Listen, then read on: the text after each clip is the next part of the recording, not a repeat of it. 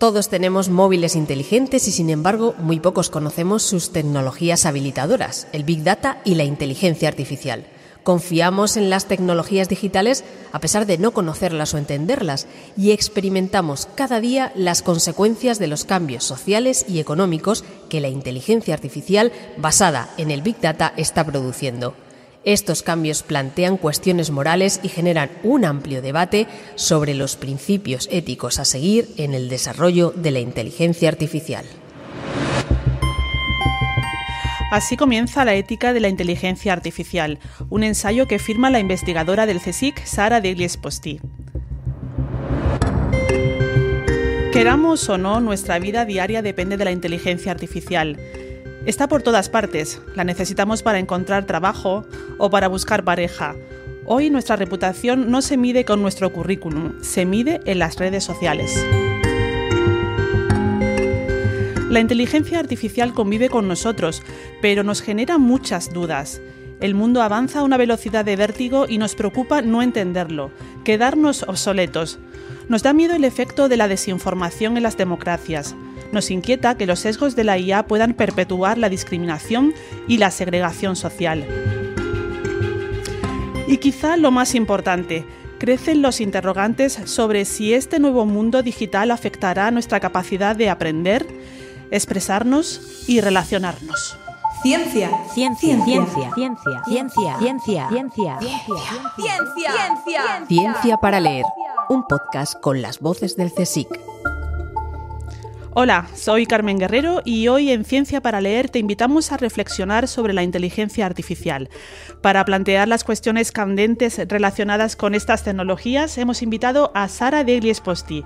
Sara es experta en ética e inteligencia artificial en el Instituto de Filosofía del CSIC. Dirige, entre otros, varios proyectos sobre privacidad de las tecnologías digitales y es autora del libro La ética de la inteligencia artificial, publicado por la editorial CSIC y Catarata, y del que hemos escuchado un fragmento al principio. Sara, muchas gracias por acompañarnos y por prestarte a plantear este debate. Muchas gracias, Carmen, por invitarme. ¿Por qué es necesario un desarrollo ético de la IA? Evidentemente porque es necesario un desarrollo ético de todo lo que hagamos, sobre todo cuando se habla del desarrollo de tecnología y en el caso de la inteligencia artificial, como entra en nuestras vidas mediante la digitalización, nos afecta en todo, lo que, ¿no? Como escuchábamos anteriormente, en nuestras decisiones de cada día. No sé hasta qué punto somos conscientes de los riesgos que lleva aparejados la inteligencia artificial. ¿Tú piensas que somos conscientes?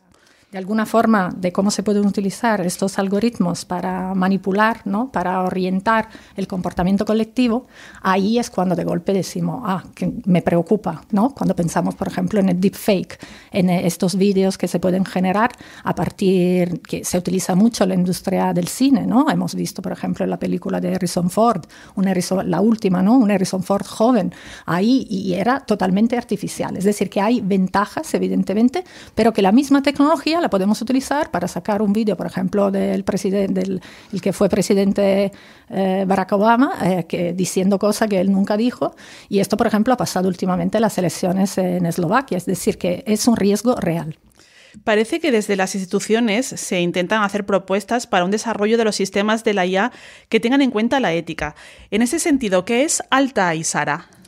A ver, esto es un marco ético que se adoptó, decimos que ha sido en Europa la primera aproximación a la que llegaron un grupo de expertos Comisión Europea, a los que Comisión Europea preguntó, ¿no? ¿Qué había que hacer para, en la práctica de alguna forma, cuáles eran los principios?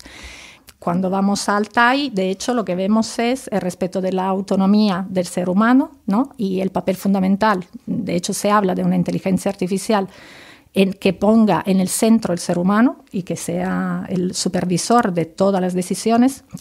La robustez y la seguridad técnica de los sistemas, el respeto de la privacidad, evidentemente, con medidas de gobernanza de datos adecuadas, la transparencia y la inteligibilidad de la inteligencia artificial y respeto de la diversidad y de la equidad y la protección del bienestar ambiental y social y la rendición de cuentas. Es decir, que como vemos son principios muy abstractos, muy amplios, que luego, evidentemente, lo que se tendrá que hacer, ¿no? Y con el Acta de Inteligencia Artificial se hará cada vez más, es aterrizar estos principios en procedimientos y prácticas concretos. Tú defiendes que el desarrollo de la IA es responsabilidad de todos los sectores involucrados, pero imagino que no será igual la responsabilidad de un equipo de diseño o de la comunidad científica que de la de los usuarios y usuarias, donde creo que entramos la gran mayoría.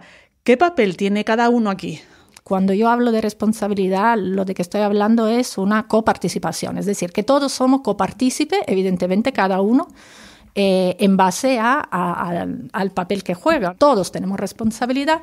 Lo que pasa es que luego algunos más que otros, ¿no? Uh-huh. Por eso hago hincapié en que nuestros héroes, ¿no? Los que están en esa primera línea del debate ético, ¿no? Del dilema ético, al que son los desarrolladores de estos sistemas, ¿no? Y hay casos muy evidentes cuando, por ejemplo, se aplican estas soluciones en ámbito, por ejemplo, de defensa o de seguridad, el tipo de dilema, ¿no? Porque evidentemente todos podemos decir, no voy a participar en este proyecto, no estoy conforme, no quiero. Es decir, que tanto como científicos, tecnólogos, pero también como usuarios, es decir, que siempre hago mucha hincapié en que vivimos en un contexto capitalista, ¿no? Donde tendrían que primar las leyes de mercado y como consumidores nosotros en realidad jugamos un papel fundamental a la hora de decir a las empresas cómo queremos el desarrollo de un producto. Y si queremos que ese producto tenga elementos, por ejemplo, de privacidad, las empresas nos van a escuchar. Pero esto lo hacemos cada uno en su vida, es decir, cuando decidimos de que no le damos el smartphone al niño, es decir, cada uno de nosotros tiene de todas formas un margen, ¿no? De libertad y en base a esa libertad tiene responsabilidad. Malaria isn't just any disease. It's the deadliest disease there's ever been. Se dice que ha matado más de la mitad de la población que ha existido. Esto que escuchamos es la voz de David Beckham, creada con inteligencia artificial generativa. Gracias a esta tecnología de doblaje, el futbolista habla, entre comillas, en 9 idiomas y lanza un mensaje para erradicar la malaria. Se trata de una campaña difundida en 2019, cuando este logro tecnológico era solo la punta del iceberg de todo lo que estaba por llegar en IA generativa, y si no, a las pruebas me remito. Sara, este ejemplo que citas en el libro obedece a un uso humanitario de la tecnología, pero su potencial aplicación con fines no tan nobles, ya lo has comentado al principio, es enorme. ¿Hasta dónde se puede llegar con el mal uso de la IA generativa? Eso, a ver, esta es una pregunta como para la imaginación de cada uno, ¿no? Ya, claro. Y siempre decimos que los malos, ¿no? Como que tienen una fantasía muy desarrollada. Yo te digo, lo que está pasando, por ejemplo, lo vemos en las campañas de phishing, ¿no? Es decir, que están cada vez más customizadas. Es decir, que tú ahora cuando recibes un correo, ¿no? O puedes recibir una llamada, Y claro, te hablan como si te conocieran, ¿no? Cuando de golpe te llega un mensaje del banco, ¿no? Hablándote de tú a tú, ¿no? Contándote detalles de tu cuenta, de tu situación, eso hace todo mucho más creíble. Es súper interesante, en realidad, el hecho de que desde que ChatGPT de alguna forma nos puso a disposición su experimento ahí a escala global, cada uno de nosotros puede utilizar esto para, ¿no? Hablaba con un compañero que había hecho un chatbot que hablaba como si fuera el Quijote, ¿no? Uh-huh. Puede ser gracioso y otro puede decir, mira, lo utilizo para otro fin no tan benévolo. Entonces, es necesario pisar el freno porque ya hay voces expertas que se han manifestado en esta línea precisamente con el ChatGPT, ¿verdad? Sí, vamos a ver, la carta, ¿no? Hubo un momento, un llamamiento, ¿no? Como a frenar, ¿no? A pisar el freno, ¿no? Y decir, tenemos que esperar. Es decir, tenemos que darle un poquito más de tiempo a los que están trabajando en la parte de privacidad, seguridad. Con todo desarrollo tecnológico, el problema que tenemos es la imitación y luego el problema de la defensa nacional, ¿no? Que es la razón por la que, por ejemplo, los killer robots, ¿no? las máquinas de destrucción masiva, ¿no? Autónomas no se han parado porque el razonamiento de Estados Unidos y tanto de Rusia como de Estados Unidos es no puedo parar, no puedo ralentizar, no puedo tomarme un momento para pensar porque el otro no lo va a hacer. Es decir, que sí podríamos tomarnos un momento para pensar si Rusia, China y Estados Unidos se sentaran en la mesa y dijeran, mira, sí, me tomo un momento, pero no, estamos corriendo cada uno más rápido que el otro. O sea, que tú no ves factible parar ese desarrollo vertiginoso y reflexionar hacia dónde queremos ir. Es una reflexión en marcha. Es decir, que reflexionamos en cada momento. Es decir, que aquí el tema como en Europa es qué estamos haciendo para darnos las capacidades para poder ir reflexionando en la carrera, ¿no? Porque el problema principal que tenemos es que vamos detrás de mucho, y no porque no tengamos talento, tenemos muchísimo talento. Tenemos talento, lo que pasa es que nos falta, ¿no?, una capacidad emprendedorial, como en el caso de Estados Unidos, o una fuerte inversión estatal, como es en el caso de China. Es toda una experiencia vivir con miedo, ¿verdad? Eso es lo que significa ser esclavo. Esta frase mítica de la película Blade Runner, quien no la conoce, nos sirve para hablar de robots. ¿Qué dilemas éticos plantean las interacciones entre el ser humano y una máquina? Que también abordas en el libro en un capítulo. El desarrollo tecnológico luego está, de alguna forma, siempre se debe a la imaginación. ¿Y qué tipo de robots hemos imaginado a lo largo de la historia? Por eso vuelvo a empezar desde el Golem. Es decir, hay ideas muy antiguas cuando al final nos enfrentamos a estos desarrollos que nos parecen muy innovadores y sin embargo no son progreso. ¿Qué quiero decir? De que el hecho de que tú de golpe sepas programar algo, pero sin embargo sigas atrapado en una, por ejemplo, en la idea de que robots tiene que ser antropomorfo, ¿no? La idea del androide. La sensibilidad del androide, ¿no? En realidad es un espejismo. Es decir, que, y esto siempre nos ha pasado a lo largo de la historia, de que intentamos como seres humanos antropomorfizar lo que tenemos alrededor. Y sin embargo, lo que planteo ahí son posiciones de expertos en este sector, ¿no?, de reflexión ética sobre el desarrollo de esta tecnología, que lo que plantean es, no, estos son productos, y si son productos, ¿no?, evidentemente la responsabilidad, quien la tiene, es tanto quien está desarrollando el producto como quien lo usa, y lo tiene que usar de una forma, ¿no?, que sea la adecuada. También informas en tu libro del impacto ambiental de la digitalización, que se invisibiliza constantemente. Por cierto, ¿hay datos sobre los efectos medioambientales? Sí, de hecho hay también líneas de investigación sobre el tema de cómo mejorar la eficiencia energética de, sobre todo, las redes neuronales, que son las que más consumen. De alguna forma, cuando nosotros nos ponemos, ¿no?, ahí a chatear con el ChatGPT, ¿no?, y nos hace mucha gracia, o cuando hablamos con Alexa, ¿no?, y luego se pone a cantar Alexa, que nos hace también mucha gracia, lo que no vemos, porque claro, en nuestra experiencia nunca lo vimos, son los servidores bajo tierra, es decir, la materialidad, ¿no? Y sin embargo, esa materialidad existe, hay que ponerla en valor porque depende de recursos naturales, por ejemplo, que están en países que no se están aprovechando en realidad, ¿no? Es decir, que siguen siendo explotados para que nosotros disfrutemos de estas tecnologías. Y luego también el ejemplo del Internet de las cosas es porque a veces vamos utilizando, ¿no? Es decir, tenemos un afán como de humanizar todo el entorno natural y de hecho hoy en día en filosofía se habla de devolver espacios, ¿no?, de mundo a otras especies, ¿no?, por ejemplo animales, y reducir, ¿no?, intentar reducir nuestro impacto, nuestra presencia. Hablemos ahora de legislación. Sara, ¿podríamos decir que el marco normativo corre constantemente detrás de la IA para regularla? Tú lo decías antes, ¿no? Esto es una carrera constante, una reflexión constante.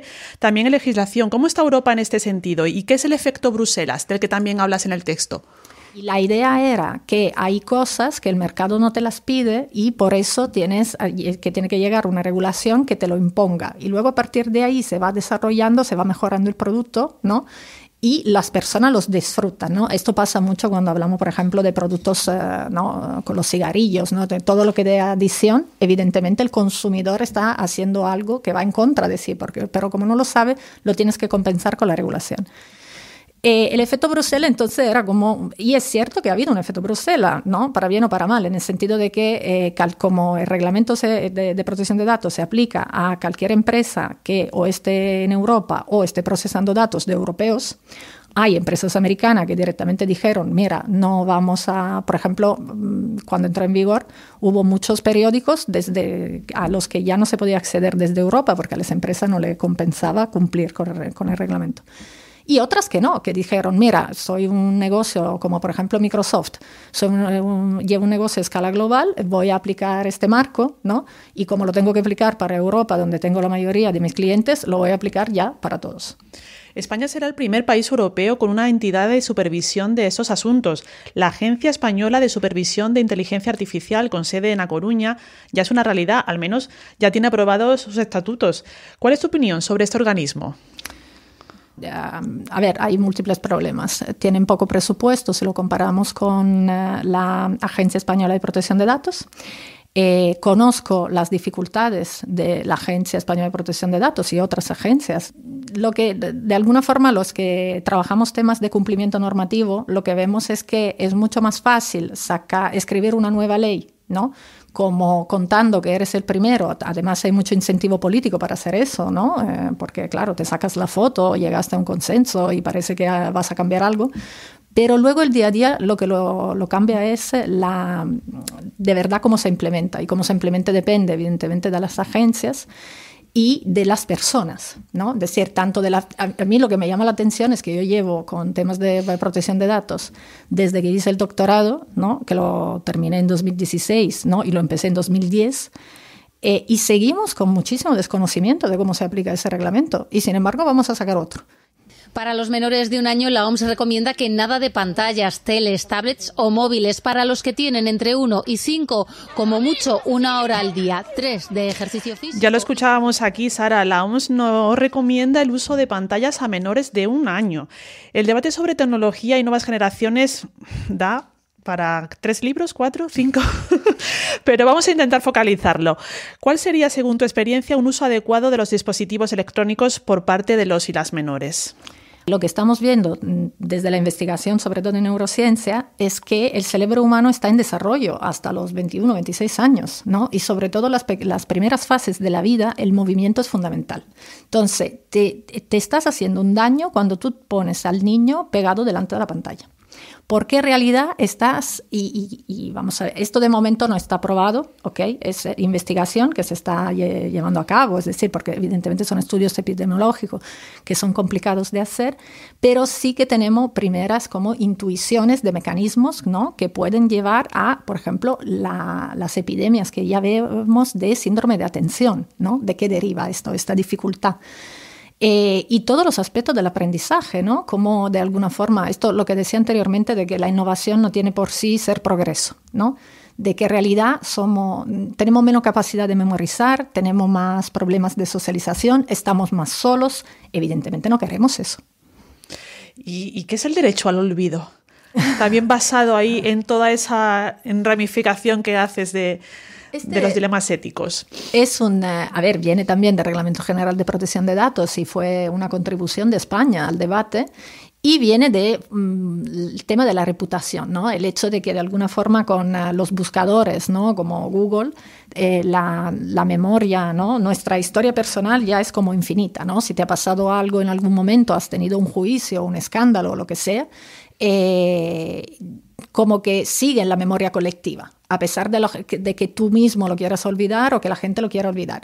Y en la práctica lo que se hace es que si lo pides, es decir, que los buscadores, ¿no? Las empresas tienen como la obligación de esconder, es decir, en una búsqueda de Google, por ejemplo, o de otro buscador, es bastante fácil porque es simplemente que esa información, en lugar de aparecer en la primera página, aparezca en la quinta. ¿Cómo he llegado hasta aquí? Sara, tú estudiaste sociología.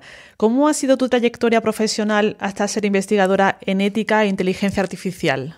Sonríes. Ha sido larga. No, vamos a ver, yo tengo una licenciatura en Italia, en la Universidad de Trento, en Sociología. Luego tengo un máster en Economía de la Empresa y Métodos Cuantitativos por la Carlos III. Y luego tengo un doctorado por la Open University en Reino Unido en Management, con especialización en cumplimiento de principio de protección de datos en entorno Big Data. Es decir, que evidentemente es un largo recorrido, ¿no?, entre 3 países.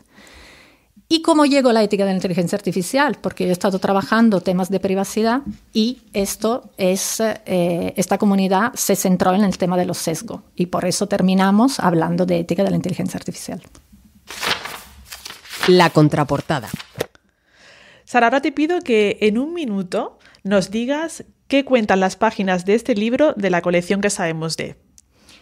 A ver, La ética de la inteligencia artificial es un libro que habla primero de la historia de la inteligencia artificial y que luego nos va hablando de cómo puede ser ética, creativa y por qué no tenemos que temerla a través de ejemplos y también de tanto de aportaciones de la literatura de ciencia ficción como de hechos reales como leyes, ¿no?, e iniciativas que se están llevando a cabo para desarrollar lo mejor posible este tipo de tecnología.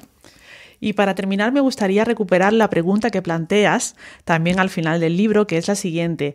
Antes de empatizar con los androides, ¿no sería oportuno empatizar con los demás seres vivos que tenemos alrededor y cuya vida y calidad de vida depende tanto de nuestras decisiones? Sara, ¿tienes respuesta para esa pregunta? Hombre, evidentemente volvemos al tema de la responsabilidad, ¿no? Cada uno irá buscando esa respuesta. Yo lo que puedo decir es, si empezamos empatizando con nosotros mismos, ¿no?, es decir, teniéndonos un poquito de cariño y luego extendiendo ese cariño a todo lo que tenemos alrededor, sean, ¿no?, todo el coexistir, ¿no?, es decir, tanto lo físico, lo material, ¿no?, como lo social. Creo que también el tipo de tecnología que desarrollemos se verá afectado por esa visión. Pues con esta última reflexión nos quedamos. Sara De Risposti, investigadora del Instituto de Filosofía del CSIC y autora del libro La ética de la inteligencia artificial. Gracias. Gracias por mostrarnos esa mirada reposada y profunda a asuntos que nos tocan tan a menudo y tan de cerca. Muchas gracias, Carmen. Hasta aquí llega esta entrega de Ciencia para Leer. En la producción ha estado Erika Delgado, en las redes Esther Valentín y delante del micro Carmen Guerrero. Muchas gracias por estar al otro lado y hasta la próxima lectura. No olvides que este libro y el resto de la colección ¿Qué sabemos de? Se puede encontrar en la librería científica del CSIC o en cualquier librería de tu ciudad. Además, todos los títulos están disponibles en formato papel o en versión electrónica en la página web editorial.csic.es.